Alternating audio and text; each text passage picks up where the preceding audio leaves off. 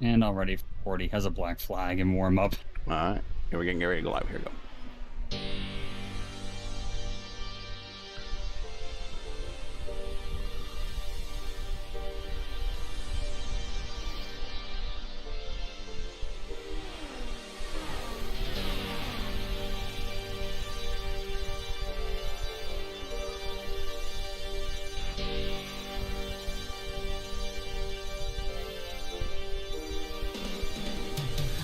It's Monday, and you know what that means. It's IndyCar night on iRacing.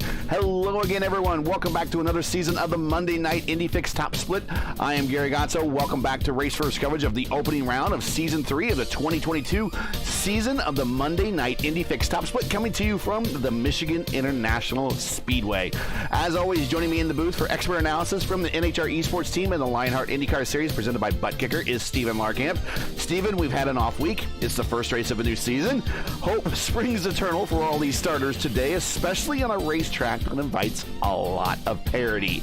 How important is it to get off to a safe start today and you're launching your campaign toward a successful season?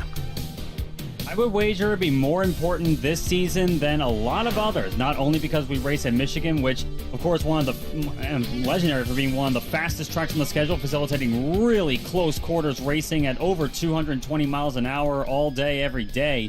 But more so than other seasons, the car they're driving here is a little bit different than it was in the previous seasons. The car is actually a lot freer than it was before. Whereas before we had a lot of races where there was a lot more aero push that the drivers had to deal with. There's less of that this season. It's something everyone has to contend with, and because of that, the cars feel a little bit floatier. So they have a little bit more, is a little bit more in the driver's hands to keep them under control.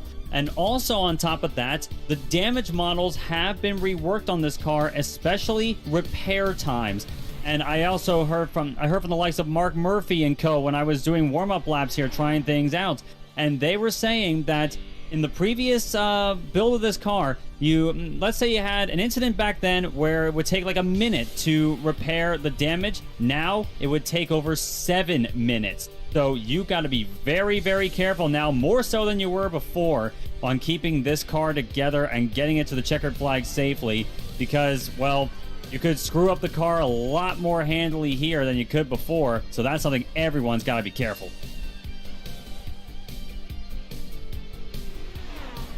All right. Just looking at the kind of the who do you have on the poll? Because I think my timing and scoring again is not right, but I'm showing the right people on the split this time. Yeah, it's not like that one time at Indianapolis Road Course. Yeah. Right now I'm seeing Austin Hill in the number 15 on pole position with a 32.467. Mark Murphy alongside him on the front row. Nacho La Rosa, you may have known him before in seasons past as Nacho LDR. He's starting off third, and he's currently third right now, and Guillermo Parkel in fourth. All right, so we'll see. Maybe if we just do a we close ATVO and start her back up again, it'll grab the right stuff.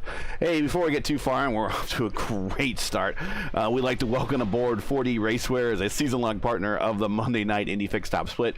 4D RACEWEAR are the makers of ultimate gear and apparel designed specifically for sim racing. Check them out today at 4dracewear.com or click on the link in today's stream description. They just had a soft launch of their products, so be patient with them on their website and everything. And if you have any questions, just feel free to hit them up via their contact page and email them your questions. But 4D RACEWEAR will be joining us all season long as our partner. Let's get into everything you need to know about IndyCar records here at Michigan. The USAC record, Tom Steva, set in July of '78. With a speed of, which sounds pretty stout even now, of a 211.392. Paul Tracy has the kart record of set in 2000, 234.949. The IndyCar IRL track record, Thomas Schechner, set in 2003 at the speed of 222.458. Now, one of the things we're doing a little bit differently this time is we're doing the all-time race winners. The all-time race winners at Michigan, IndyCar race winners at Michigan, are Alzer Jr. and Gordon Johncock. Both have 5, but this is an asterisk, but we'll get into that in a second. Rutherford with 4. Bobby Unser also with 4. Rutherford with 4. Bobby Unser with 3. Mario Andretti with 3. Foyt with an asterisk with 3. Mears and Rahal also with 3.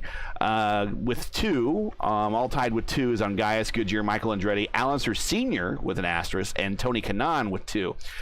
Tony Kanaan's notable wins are he won in both kart and in the Indy Racing League, so he won in 2 different cars. But here's the asterisk.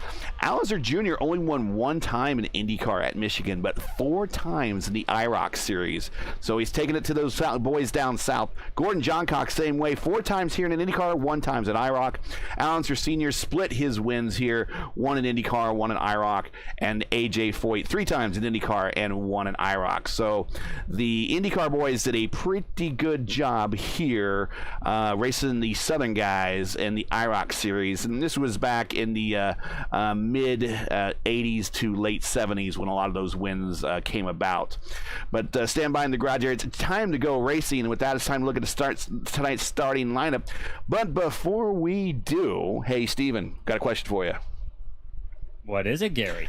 Would it surprise you that half of everyone watching tonight right now has not subscribed to this channel? Wow, what a surprise that is. According to YouTube analytics, 50.9% of you are not subscribers. Let's change that right now. Help us on our drive to 1,000 subscribers. If you enjoy Race First coverage of the Monday Night Indy Fix Top Split and respect the weekly stream, please do us a solid and make sure you support us by subscribing. We have less than 200 subscribers to go to get to the magical 1,000 mark, so help us by hitting that subscribe button right now. We cannot get there without you. And while you're at it, don't forget to smash like and click the bell so you don't miss out on future Race First iRacing broadcasts. And with that, let's time to get into it at MIS. Now let's see if the starting lineup will actually load the way it's supposed to. Let's try this. Hopefully so.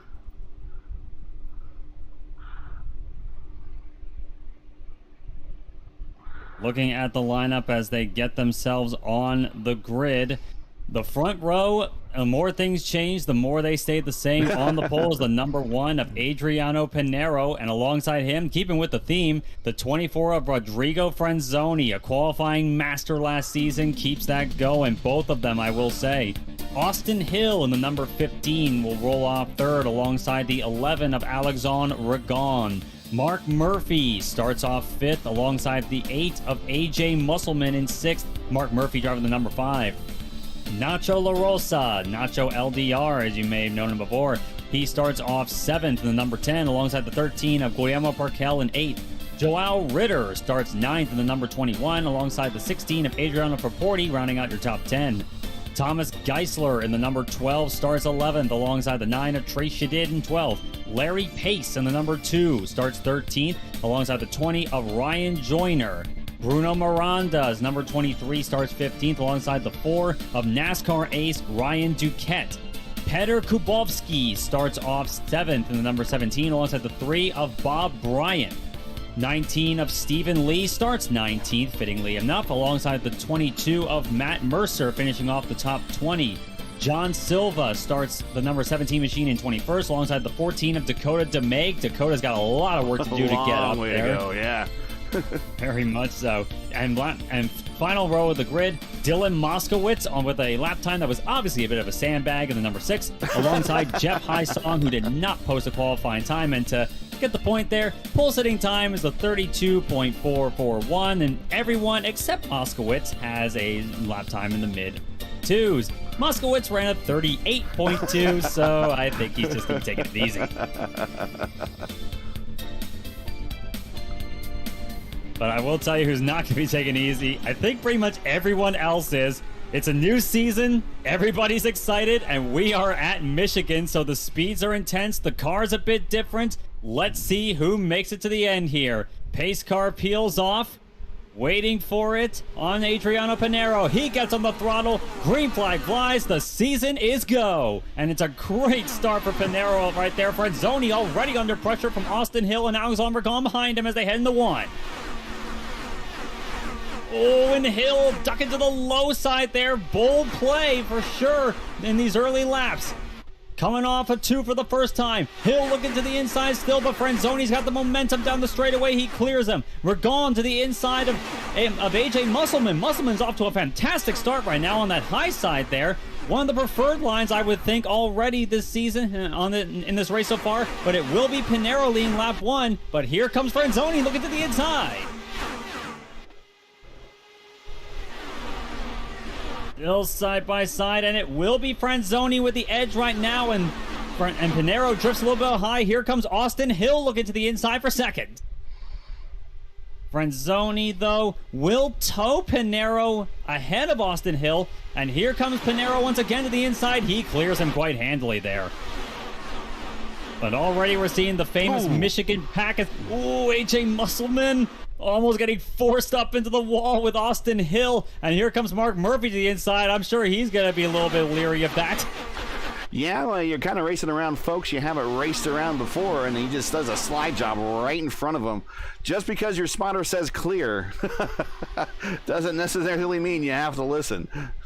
The cause of so many an incident. The spotter said it was clear, but it wasn't really, as now. The spotter said it was clear. Yes. It's always one of the more common excuses alongside it was netcode, bro. But Franzoni makes a great move and goes to the lead of the race. And here comes Austin Hill looking to the inside in 1. Looking at that Red Bull number 15. He will clear him through 1 and 2. So they head down the backstretch once more. Franzoni once again going to the low side here. This, I imagine, is going to be a bit of a trend. The back and forth for the top spots here. With no cars in front of them to worry about, these guys will probably be going out for a little while. And I think right now Pinero will just be contented to stay back there because, of course, we have a 60-lap race here. We're working lap number 5.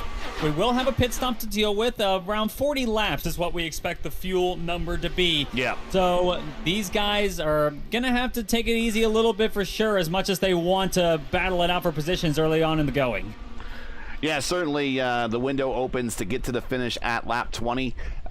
We'll see if anyone takes the bait and decides to pit that early, maybe to try to get a clean track in front of them. Oh, there was almost a wreck back there. I could see Adriano Forporti and a couple of cars scrambling to get around them there. That was almost something bad happening there, but they managed to keep it clean and green to go. But already we're looking to make it 3 wide, maybe even 4 possibly, with AJ Musselman looking to get into the fray. Ooh! Pinero cuts in front of Franzoni as he looks at the inside of Austin Hill for the lead.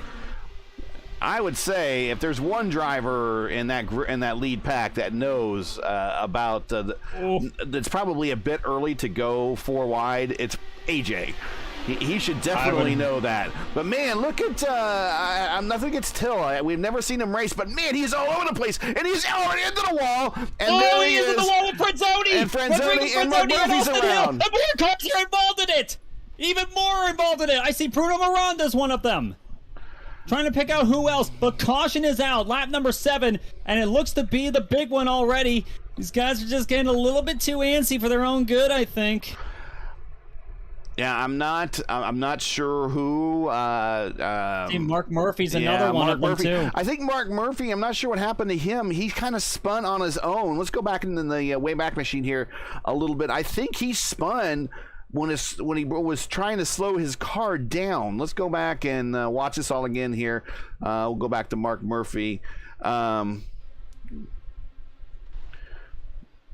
No, he got into the side of AJ a little bit. Oh, and then he collected Miranda and the whole host in the back.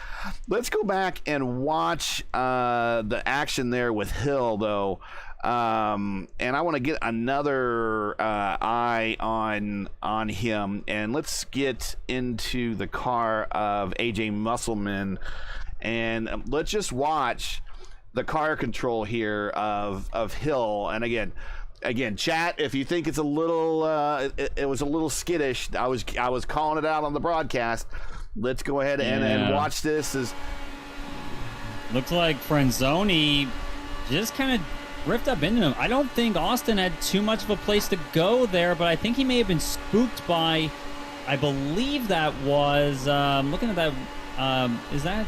no, it's not Joao Ritter. That's Nacho La Rosa on the low side there. He may have been spooked at going 3 wide there, trying to give him room. But unfortunately, when trying to give room on the low side, you didn't give nearly as much on the high side. Yeah, I just saw the herky car movements, and while he might have got spooked, what you do in a situation like that is you just really kind of just roll out of it, and the downforce of the cars will act as their own brake, and will just kind of slow you down without hitting the brake and unloading your car. And that's probably what should have happened there. Bit unnecessary rough racing at the front end of this race. Only 9 to go. A number of people have stopped. A number of people have stayed out, including your leader right there. There's Pinero. He is staying out right now, along with Nacho LaRosa, who's formerly Nacho LDR. João Ritter, Adriano Forporti were gone. So the Brazilians running strong once again. Trey Shadid, your best-in-class American right now in P6. Peter Kovatsky in P7. And Matthew Mercer in P8. Looks like AJ Musselman was the first of the cars to hit pit road, and probably rightfully so. Looks like he might, in real world racing, might at least have a tire mark on his side pod, but in sim racing, well, it's a new damage model, at least updated damage model, kind of no telling what type of issue that he might be having to face for the remainder of this upcoming 50 laps. But already we have a number of cars out, a number of cars still on pit road. Guillermo Prequel, he is also on pit road. Ryan Duquette looks like he has decided to go ahead and call it quits. Again, a lot of the repair times you mentioned in the pre-show, the repair times of some of these cars are much longer than normal. Austin Hill still sitting there. I think he has done a he has punched out. Miranda has punched out. Franzoni still showing in the pit under repair. Stephen Lee under repair also as well. Bob Bryant under repair. Mark Murphy in the pits right now. Looks like he's doing a bit of a touch. No, he's has a bad wheel. I think he was able to maintain going and got pace, but he might be done with a long. And there goes Dakota DeMaid. Looks like he did a bit of a splash there. He's now in P16. But Mark Murphy looks like he had a bit of a, he's going to have some extended repairs going on there. So it looks to me, though, we managed to go about 8 laps, and we lost 7 cars right there, pretty much in that one little incident. Unfortunate. Very unfortunate indeed, and it could have been a lot more. I will say I got to give AJ Musselman a lot of credit for saving that one. He could have been involved in it as well. But this is sort of the stuff I'm seeing as well, is that it's as much as it's trying to get used to the car you're driving, I think it's also a bit of over-aggression on the part of a lot of the guys involved at the front of the pack. So guys are going to have to tone it down a little bit. But, of course, as the old adage goes, cautions breed cautions. Hopefully that won't be the case here. But Pinero, LaRosa, Ritter, Fraporti, and Ragon, your top 5 as the pace car comes off again. Starting lap number 11, Pinero once again gets on it. Green flag flying. What can LaRosa and Ritter do? Pinero running down to the lower side on the straightaway. And again, low side in the corner there. He has little incentive to go up high right now. Of course, as you... of course, everyone else, though, it's still a bit of a game of find the clean air. It wasn't quite as important as it was before, but it is still a factor. As Ritter looking to make it 3 wide for the lead there, and LaRosa to the low in the middle of the pack goes to the lead of the race. Beautiful for Nacho LaRosa. Ritter backed out of it, though, and here comes Pinero looking to the low side once more. This seems like to be a bit of a pattern that a lot of these guys are running there, kind of reminiscent of as Ritter trying to stick his nose there in the middle of 2, and now he gets to run down the straight and down the back straightaway. But it's kind of reminding me of watching as LaRosa once again chops his nose there. Again, a bit aggressive early on here. I'm not sure how much I like this. Obviously, it's fun to watch, but from the racecraft standpoint, it's a little bit early to be going for the win on lap 13 out of 60. And as I was saying before, it's kind of reminding me of kart here in 2000 with Michael Andretti and Juan Pablo Montoya going for the lead in the early laps of the race. But at least in that case, they were not quite as aggressive, but they had, let's just say they had more reasons to be going at it the way they did. Well, I say the one sitting in the catbird seat right now is P6, and that's Trace Shadid. That's that first orange car at the top of your screen. Let's get the camera on him. He's just kind of laying back and watching this unfold, because I'm thinking, if he's thinking what I'm thinking, he's like, man, there is a 5-car wreck getting ready to happen up there. That's pretty much what I would wager if I was in Shadid's position as well. He's looking at this and thinking, well, there's going to be a lot of scraps for me to pick up if something goes horribly wrong, as once again, Pinero to the lead, and Pinero and LaRosa going back and forth like this, and this is welcome Alexandre Ragon into the fray as he looks to the low side into 1. And now 3 wide trying to make it there as Ragon not wanting to do it there. He backs out, and once again the lead goes to LaRosa coming off of turn 2.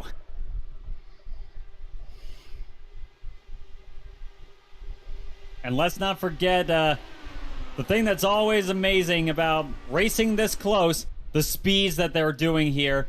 Down the straightaways, they're getting close to 230 miles an hour, and at lowest, they're around 215. These guys don't sacrifice speed for close racing, and that's what we love about racing IndyCars at Michigan. But of course, looking at everything here, as once again LaRosa goes to the lead. Time and place for the aggression is everything, and perhaps the combination of wanting to lead laps and also wanting to, and also the fact that the package that we have here kind of facilitates this. This is allowing the pack to be as close as it is. And we got 2 packs going on right now. We have this 5-car battle, and then, as you see, the first orange car and the second pack back. Oh yeah, we saw that 3 again wide as Ritter down to the one. low side. Pinero backed out, but it is Joao Ritter with the nose coming out the corner. Sorry there, Gary, but this is. Yep. These guys are not letting up. And 3 wide in the 3. Again, he's still not letting up.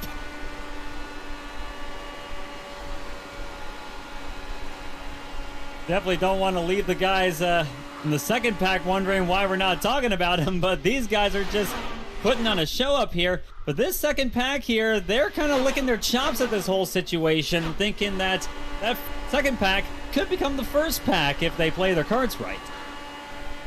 Well, this whole first pack still needs to pit. Remember that. I think we had we're riding along Pinero, and I'm not sure if that was a netcode incident or whatever, but we heard him scrape the wall coming off a 2. Not sure if that was real or not, but we will continue to monitor the situation. So there's your top 5 in the group right behind. Shadid, Kabliski, and Mercer. 3 wide going into 2 and 3. I think Nacho LDR just says, you know, I'm going to slide up a little bit to make you think I'm going to come up, and then I'm not going to do it. Playing the mind games, of course. Every good IndyCar driver can do them. And almost making it 4 wide there through 3 and 4. But Pinero always seems to get that run. Even he falls back and then gets the run on the backstretch. And he gets so much momentum that the other guys are really unable to do it, at least unable to defend against it, at least unable to defend it without wrecking their own car in the process. So Pinero really being aggressive there as he's actually leading coming off a 2. And once again, LaRosa getting the run on the straight here as Ritter backing off there and looking to make, Ritter did back out there. That is Ragon now in the place of Ritter, battling in 3rd position, trying to stick his nose in for the lead. And as we cross the end of lap number 20, 3 wide. The fuel window is certainly open for our race leaders. Fuel window is open. Showing Bob Bryant got back underway, but he's back in the pits. Might not have been exactly aligned the way that he wanted it to. Likely not, but at the very least, you're still keeping the car going, and you can salvage something out of it, even if he is 11 laps just down as keeps he is. on sliding up and just about had contact with LaRosa. Now we're 3 wide once again, going into 1. And that was Adriano Fraporti there in the middle there. The lead 5 seems to shuffle around positions pretty frequently here as Pinero once again gets the launch off of 2, and he's going to lead down the back straightaway here. Can LaRosa look to the inside? Yes, he does. And now he's looking to take the lead again. He'll probably lead this lap, but this battle far from over, folks. This is going to be here for a long, Caution long number 4, Ryan Joyner. He's going into the pits. This is going to be a no caution. But I was getting ready to say he was the leader of the cars that pitted the first time around. So unfortunately, that's going to be a penalty for him coming off of corner number 4 and a loss of major track position. That's going to give his position to Thomas Geisler. Thomas Geisler was the first car to pit, or now is the first car in line who pitted on lap about 14 laps ago, and he is just kind of hanging out, waiting for these cars in front of him to make a pit stop here some point in time. Looks like just a sort of one of those spins we see so often on the low side in turn number 4 here for Ryan Joyner, and unfortunately for him, that did yield a penalty there. Yeah, he just got loose on his own, but like sad circumstances for him. He is still in 16th place, but he will go a lap down, unfortunately. So strategy did not go to plan there through no fault of the plan itself. Just one of those errors that unfortunately is rather common here at Michigan. The low side of the track can be very, very slippery, and especially nowadays with the cars being more floaty than they used to be, that's probably going to be liable to be even worse than it was before. Here's all your best laps at the moment. Ragon, 223.445 is the fastest lap on the speedway so far today.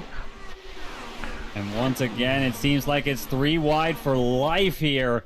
Pinero, Fraporti, La Rosa, they went 3 wide once again here. Seems to be the new norm here in Michigan. So if you're part of this group that pitted 17 laps ago, do you say you just come on in and pit with these guys when they duck in? These guys who haven't pitted yet?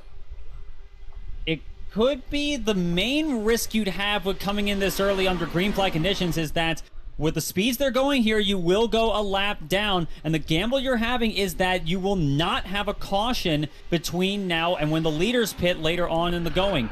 So no, I was more saying that let's say Thomas Geisler sees Pinero die for pit road, and he says he makes a decision to go with him. Would that be a good decision at this point in time? Since it'd be short filling, getting new tires, he might pop out in front. It could very well. It's one of those things. It's one of those gambles you play here, and of course, going off of someone like Adriano Pinero will definitely help. Coming in with draft help will probably help the cause a little bit. So I would imagine if you're like you imagine in Geisler's position, like he could, like when he comes in, he'll want to have people around him, kind of like when NASCAR drivers pit at a place like Daytona or Talladega. They don't want to be alone. But once again, Pinero hitting dicey with La Rosa throughout much of this race. It's great to see Nacho LDR back. He's been missing from us for a little while there, and it's always great to see him here. That white paint scheme really looking nice on him as well. As Pinero and La Rosa, 2 really, really strong drivers. One we've seen last season, the season champion from last season, and La Rosa, who contended for it in seasons past. If he sticks around for the whole season, which is my hope, this could be a fantastic season once more. If you are just joining us, this is Race First coverage of the 4D RACEWEAR Monday Night Indy Fixed Top Split, coming to you from the Michigan International Raceway, where we have reached a halfway point, 30 of 60. If you're enjoying Race First's coverage of tonight's race and would like to monetarily support our commentary team, make sure you donate via our GoFundMe link in the description for your convenience so you don't lose track of any of the action. You can donate right now, still listen to our call of the race. All you have to do is right-click on the link in the description, go to our GoFundMe page, open another tab, and make your donation. Just like that, easy peasy, you're done. And when you're done, come on back and we'll be right back here racing with us. And we just about saw a close call. Very close call indeed. Fraporti getting spooked there by Pinero, almost drifting up into La Rosa, going through 3 and 4 as we start lap number 31. La Rosa to the low side once again. He's looking to take the lead once more off the corner. But this battle, this is going to stick around for quite a while, and I love watching racing like this. It's always hairy to do it in person, speaking from personal experience. But Pinero seems to be mastering it the most. He seems to have led the most laps so far in this race. And all in all, like, even if you do lead the most laps here in Michigan, it means nothing if you lead up. If you don't lead lap 60, here comes Raporti to the inside once again, 3 wide. That low line, that low-ish line, not exactly the bottom of the track. That's still kind of a place you don't want to put the car. But that lower line seems to be a lot better now than it has been before, where the high line was kind of the king of the hill. It's still not too late for a Raporti moment to happen, and we're starting to see him right here. He has a lot of bravery, but he will stick the car into the smallest of crevices that he absolutely can. Tonight's race coverage has been helped brought to you by 4D RACEWEAR. 4D, the makers of Ultimate Sim Racing, Ultimate Gear and Racing Apparel, designed specifically for sim racing. Check them out today at 4dracewear.com or click on the link in today's stream description. They are having a bit of a soft launch, so if you have any questions, feel free to contact them by their Contact Us tab on their webpage. But 4D RACEWEAR, want to thank them for their season-long commitment to the Monday Night Indy Fix Top Split. Fantastic to have them on board, and for the first race for them on the show, they are getting quite a show, I would say. La Rosa led that last lap, but once again, Pinero with the lead down the back straightaway. La Rosa once again looking to the inside here. And I imagine a lot of these guys in the back of their mind, even when they're in the middle of this 220-mile-an-hour dogfight, they have got to be thinking about fuel right now. They've got to be thinking about their pit stops. That's really going to make or break them at this stage, because despite that first caution there with 7 cars being collected, despite all that, these guys are playing relatively well with each other. Aggressive, to be sure, but they are keeping it clean. Well, they do have 7 less cars to deal with. Unfortunately, AJ Musselman did get damage in that incident, and he is down a lap at 15th. So, unfortunately, he's going to go back and audit this race for sure later on tonight, as this is one of his favorite places, but a little bad luck early on has damaged his car to the point where it is off the pace. Right now, your top 14 cars. Dakota DeMaid is the last car on the lead lap right there. Right in front of him is Dylan Moskowitz, who just about hit the turn 2 wall. Right in front of Dylan Moskowitz is John Silva. And then we start seeing the battle for the top spots here is Jeff Heisong, Matt Mercer, Thomas Geisler, Trace Shadid, Peter Kowalski, Larry Pace. That's a new name that we haven't really talked about here on the Monday Night Indy Fix Top Split. He is starting to work his way into the Battle of the Brazilians. Battle of the Brazilians, indeed, and hopefully we get a still in the Americas, but a foreign face, I'll say, in the a Canadian up in that lead battle. Yeah. As now, once again, still making the 3 wide, not quite in the battle for the lead itself, but these guys are still getting quite chippy here. And I'm seeing signals. Pinero is signaling he's coming in at the end of this lap. Yeah, and I'm seeing these guys that pitted earlier, their tires are much better. I just saw Larry Pace basically just dive down on Raporti and almost got around him. But I think their tires are working a lot better. I would pit with these guys right now. If I saw Raporti going in, I would pit with them, especially if I pitted earlier. It's going to be a short fill, so I should get out quicker. I would agree completely. This would be the perfect time. Oh, it's down! La Rosa gets punted by, I believe that was Joel Ritter. He's around. Caution's out. Did Pinero get caught out by that? He did. Adriano Pinero has a black flag for coming in a closed pit. Oh my goodness. Oh my goodness. Oh my goodness! And let's go back and watch that and see what happened. Now everyone's going to pit right now. That's no doubt about it. But oh, no doubt. But nuts and bolts, Adriano Pinero got screwed. And I think what happened was La Rosa was trying to come in. May have been coming in with him. He was a bit high there. Yes, he was trying to come in, but he was really high on the exit of the corner, and he didn't signal that he was coming in. Ritter just has no idea and runs in the back of him. Yeah, if you don't signal, I mean, that's what they have the radios for. You can create shortcuts to say, hey, I'm coming in, I'm pitting out. If you don't signal, and this is what happens, I I really can't fault Jao Ritter for what happened here. Let's watch Zhao from his point of view. Yeah, like no indication at all in his mind that LaRosa was coming. But Zhao's he did an Ericsson at at Nashville. He leaps his car into the air, has a left wobbly wheel, snaps back into place. Let's see what damage has actually resulted from that collision when he makes his pit stop.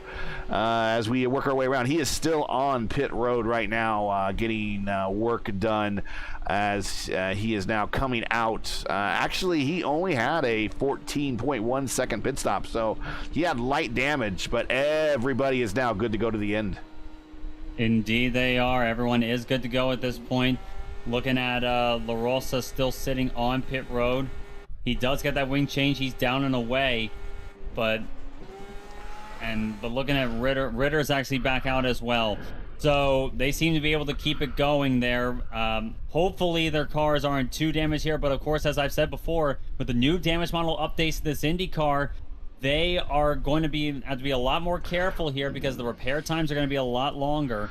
And here is Pinero letting everyone on by. Let's right on board. He might be dead. No, he's not. He is. If he is, he's on fumes. But he is going very, very, very slow. Looking at Pinero just letting everybody by. The penalty for this under caution would be an end of the line penalty. Okay, so that's what he's doing here. He has made a stop. I'm showing that he was in the box for 8.3, so that was enough to get new tires and to fill the tank up. But he goes to the end of the longest line, and we're going to see a heck of the next 20 laps as this race unfolds here for the opening week of the 4D RACEWEAR Monday Night IndyFix Top Split. The season's just starting, folks. If you're watching right now, we're coming to you from Michigan International Speedway. Next week, we are going to be on the road course, the GT road course, the 24-hour road course at Daytona. Oh, you'll see the Indy cars run there. That should be an interesting race. A lot of oval aces can still run that track pretty good there, even on the road courses. So that should be an interesting race, along with use of push to pass and different racing tire compounds. Indeed, and even then, it'll still be less chaotic than racing it on the oval. Because I happen to remember one time when we did exactly that in the IndyFix series. Of course, the split we were in was fantastically run. It had the likes of Brandon Trano, Chris Demerit, of course, quite a few guys that are here tonight. But I get the feeling that the road course, even still, could be a bit tamer, I think, but it's still going to be quite an interesting one. Daytona road course always has really good racing, even in the 24-hour and in Indy cars too. I personally, I kind of wish that we raced there in real life, but I guess there's reasons why. Getting ready to go green here to start lap 42. Your leader is Alexandre Regan, followed by Adriano Fraporti, Larry Pace, and Regan getting a big jump. Matthew Mercer and Peter Kavotsky. They are your top 5 at the moment. Good start by Regan, and looking to the inside right now, that is Thomas Geisler to the inside of Peter Kavotsky. The Czech driver letting the German go by him. Geisler making up positions quite a bit. He started 11th, currently running 6th. Then Kavotsky started 17th, currently in 6th himself.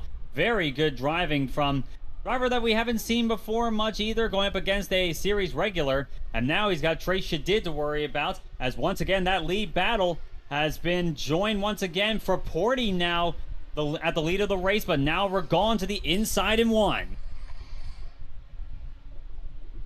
Yeah, I'm Larry known Pace right there. No, sorry about that. I've known Peter mainly from the IIS races that we have on IndyCar weekends. So he is a very skilled road course racer, and he is obviously just as skilled on the ovals as he's keeping pace here on this 2-mile superspeedway. And right now, getting into the picture, Matthew Mercer now up to P4. The 4th right now for Matt Mercer sticking with this lead pack, and Larry Pace looking at the two front runners for Porty and Ragon, and probably having the similar thought process that, hey, like, maybe like trying to pick his moment here, trying to go for the lead of this race. Nice to see a new face up towards the front of the field once more. Another driver that we haven't seen too much of before tonight. But Pace looking to be pretty strong here, as now we're gone to the inside of Porty for the late and for the race lead again, going into lap 45 this time. Here's Thomas Geisler. Ooh. Almost contact there. Larry Pace getting the back of for Porty as they come off of turn 2 right now. For Porty, looking to the inside ones now, and we're gone. And I think Pace was looking to go with him, but now he looks to the high side now in 3-4. We got Brazil, Germany, Canada, USA, all in this picture, and then Peter Kubuski in P6, Eastern European. A whole international aspect of IndyCar racing, so cool to see. But it's anybody's ball game still here with 15 laps or so to go. And it really is great to see these guys staying up well past any sensible bedtime. The likes of Thomas Geisler, of course, from Germany, Peter Kubowski from the Czech Republic. They're looking to be, and they're staying up really late tonight, and they're going to be, I think this will do more to keep them awake than any cup of coffee will ever do.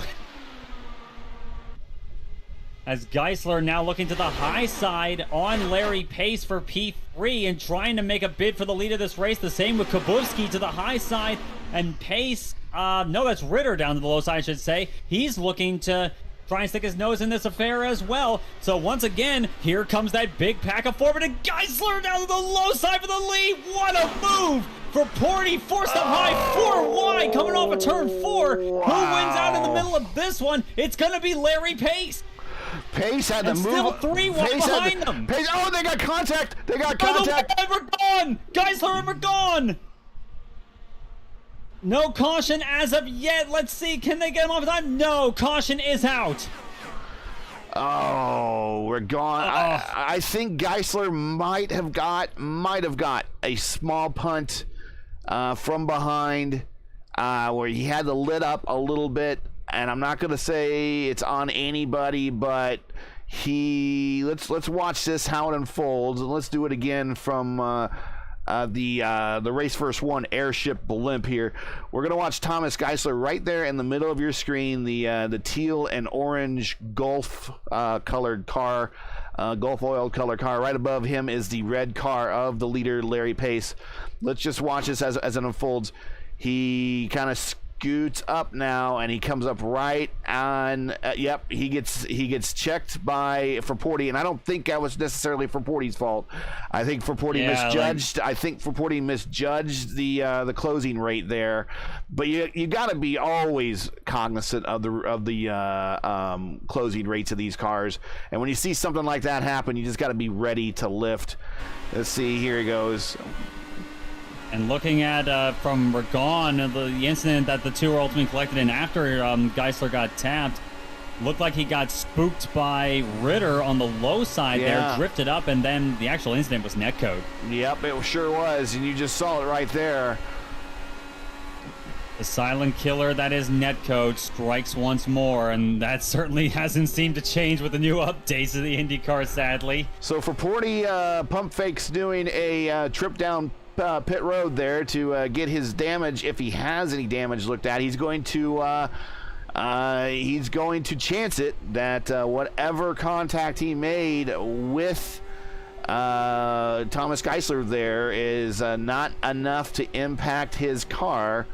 But that could be something we will pay attention to as we get ready to go green here in the not too distant future. Only 10 laps to go. Got to get a tight night tonight with the Lionheart IndyCar Series. Their Speedway Series, actually. We'll be racing here at Michigan here later tonight, and I got to get on to that race. So we do not want to see caution after caution after caution now from this point forward. Yeah, hopefully not. And hopefully it doesn't serve as an omen for what you might experience in the Speedway Series, Gary. And good luck. Gonna need it. I'm gonna need it. I've been a ping pong ball as a result of other people's stuff all season long. So, yeah, like at this point, I imagine that you kind of go the route of someone like AJ Musselman or Dakota DeMay tonight, and you're not really taking any chances. I can even put Dylan Moskowitz in that category because he started near shotgun on the field, last row of the grid, currently running P10 in that Dallas Stars entry, and he's he's been playing it sensible, and he's been like congratulating everyone that half the field, unfortunately, is out of the race. So, as much as the racing itself has been exciting, it has come at a cost. Yeah, and here are your big gainers right now. This is your big gainer right here, Matthew Mercer, who is currently in 4th. He is up 16 spots. Kubuski is up 12. Silva is up 14, along with Moskowitz, also up 14. Haisong, who is looks like he might be popping in, getting those last set of tires put on his car. He is currently was up 14, now up 12 as he's getting shook out here as the pits. He's flashing in and out. He will get shaken in the order here as he's topping off on pit road. Excuse me. But now we want to start focusing to the front. Lights are out on the pace car, and we have a relative newcomer, at least to the Monday Night Indy Split tops. Monday Night Indy Fixed Top Split, who is now leading with 10 laps to go. And well, we know all about Zhao Ritter. He is. Well, and jokingly, but in all seriousness, he is the defending champion of the Race First IndyCar Challenge Series that was put on about a year and a half ago. He's the defending champion of that. They never had a season 2, so he's still reigning and defending, I guess. But we know that he's good enough to win some series championships. He is in P2. We all know about Fraporti from watching numerous of these Indy Fixed top split races. We do know about Matthew Mercer and his prowess on super speedways. We're seeing him right there. We also know about the expertise of Peter Kubuski here in the IIS, and now showing it in the Indy Fixed Series. And then Trace Shadid, although Trace is kind of doing it without his teammate on the grid right now, Mark Murphy. So we're getting ready to go green, and Larry Pace is bringing him down very slowly into the Geico restart zone, and he takes off as he now picks up the lead here with now 9 laps to go, going into turn 1. Does he have too big of a lead? That is the question mark there. Ritter can get a massive run on the straightaway and close back up. That's probably going to happen in any case, but so much so perhaps that he's going to jump by into the lead. But at the same time, I'm seeing Ritter now having to deal with Fraporti and Mercer behind him as they're looking to make it 3-wide. Fraporti just brings it on down. Wow. But now for Porty, looking to the inside and for the lead of the race, not quite enough there. Pace is pulling Ritter along on the high side there. Ritter looking to the middle, making 3 wide, not quite there. As for Porty, all the way on the low side of the track, drips up in front of him, move that number 16 car up to the lead, and here comes the 2 of Larry Pace once again. And here comes Ritter to the low side, 3 wide into turn 3. Yeah, this is the time where you want to start thinking about going 3 wide, and they're experimenting with it back there for P3 as Mercer and now Peter are looking to try to find a way around for Porty. And right now, the top 2 are still unable to pull away as everybody's still in close proximity. Here comes John Silva. We've only called his name a couple times today. He is now up to P6, and he's now moving into the picture. Nacho LDR. After all the action that we've seen, he's back on the lead lap and in contention. Here's Trace Shadid underneath Nacho LDR. Zhao Ritter back to the lead up front. Amazing that La Rosa still in contention for this whole thing. And as I said before, I mentioned before that there's a time and place for being this aggressive. This is that time and place, I would say, as we got 6 laps to go here. Ritter and Larry Pace. Big push by Fraporti. He scooted up to the top there. Big arrow push there. Ritter down the white line almost as he goes to the inside into turn 3. And he will clear him there. Ritter once again to the point. Fraporti right in the wheel tracks of Larry Pace. He'll try and get a run on the straight once again. But now Pace in the slipstream of Ritter trying to get a run once more. 5 laps to go. Just to let you know, unlike the stock car brethren, there is no white line, yellow line rules here. any part of the racetrack can be used. Whether or not you want to use it remains up to you. But we're watching everybody in tight quarters now, all the way back to P7. 3 wide once more, and Ritter once again makes the most of it for Porty in the middle to second place. He's up to the and he once again takes the lead of the race once more. 4 laps to go this time. Pace all the way down to the apron of the contact. There's a contact. Porty is sent around. That was contact. Pace way back up in the middle of the track there. I think that's the damage, though, for Pace, though. I think he's out of it. Yeah, that is out for Pace. He got down on the apron. I was getting ready to call it right there. I said, careful. That does loosen the car up, and he is now wounded. That now turns the lead over to Peter Kubuski, who now... Kubuski and Silva. And Silva. John Silva. It's going to be Silva leading the race now. 3 laps to go. Ritter looking to the high side once more. Kubuski looking at this. Ritter's being sent down low. Contact there. Silva makes it into turn 1 off the apron. Here comes Peter Kubuski on the top side. Kubuski to the high side there. A beautiful save by John Silva. He's still in contention somehow. As now, Silva. More contact again further on back. Here comes Mark Murphy. Not Mark Murphy, sorry. Matthew Mercer. Wow, what a finish we're getting so far. But it is Peter Kubuski in the number 7 leading the way with 2 laps to go. Silva, Matt Mercer is Nacho LDR. And Nacho LDR is back in the fray in P3. Amazing after getting dumped only about 20 laps prior. He's still in the contention for this. I would keep that car glued to that white line if I could. Yeah. Don't give that up. It's still Kubuski leading. And Silva looking to the low side now as we come to the white flag. 1 more lap to go. No caution here on out. Caution will not fly if there's a wreck. 3 wide LDR for P3. to the high side.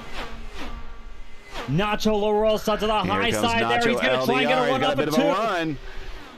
This is going to be his chance. Nacho Peter's trying LDR. to break the straight. Peter's trying to break the draft there. Gets his 1 weave in. Staying low. Weave there. He's still holding that low sign. Kubuski still holding on to it. Beautifully played by everyone here. Coming to the stripe. La Rosa trying to get as much run as he can. It's not going to be enough. Kubuski. Peter Kubuski is the winner at Michigan. What a finish. What a start to the season. Woo. What a win, folks. What a win. Wow. Start the season in style. Peter Kubuski from 17th on the grid to the win of the race. Beautifully done. What an awesome finish here. Some people may not have liked the number of wrecks we've gotten, but the end of the race was probably worth the trouble. And Kubuski sends it into the grass. Doing his donuts here. What a win. What a win for that number 7. Oof.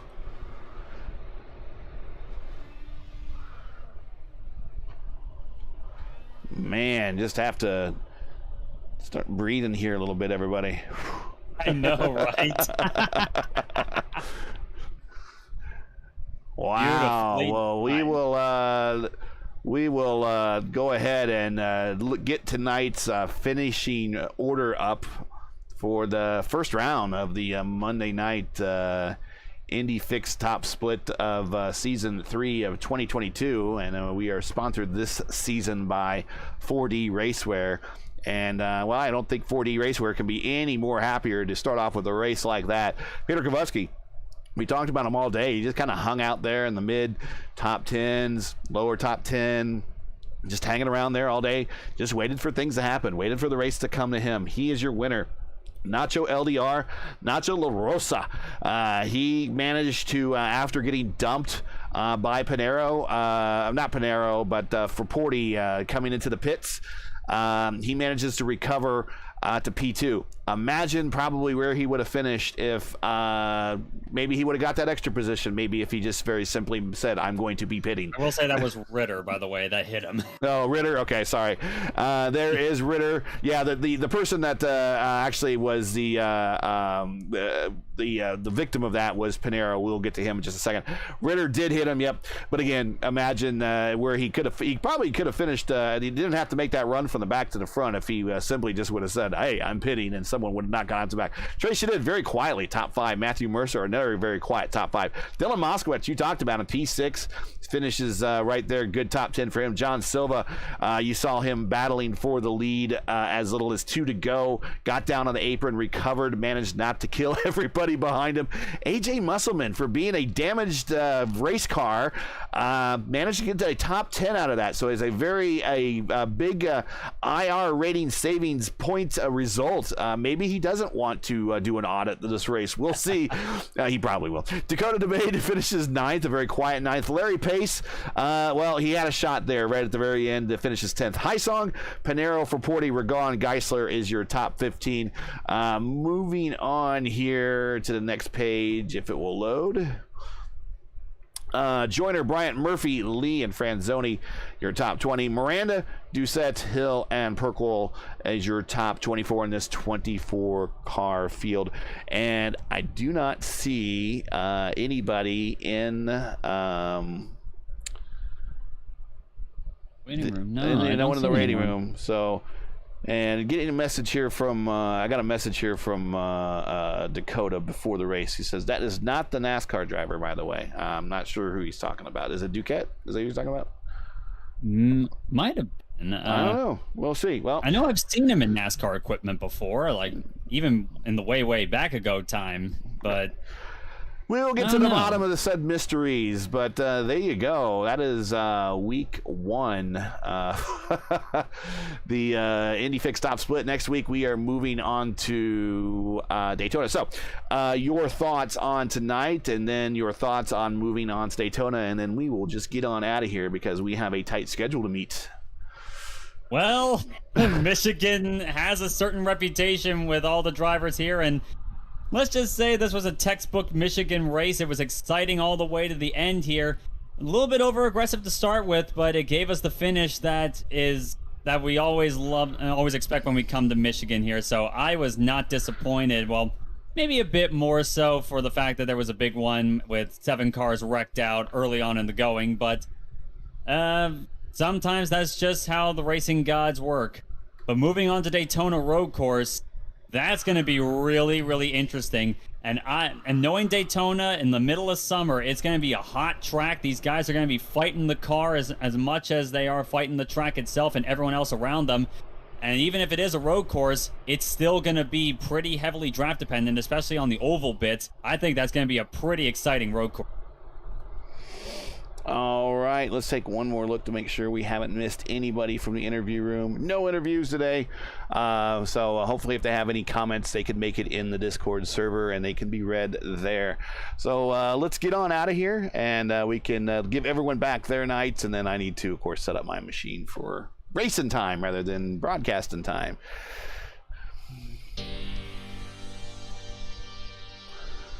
So that's it for tonight. Once again, your podium from Michigan is Kubotski, LaRosa, and Ritter with a great race. Join Steven and myself again next week for round 2 of the Indy Fix Top Split of Season 322 from the Daytona International Speedway's GT Road Course. Coverage, as always, begins around 8:15 Eastern Time.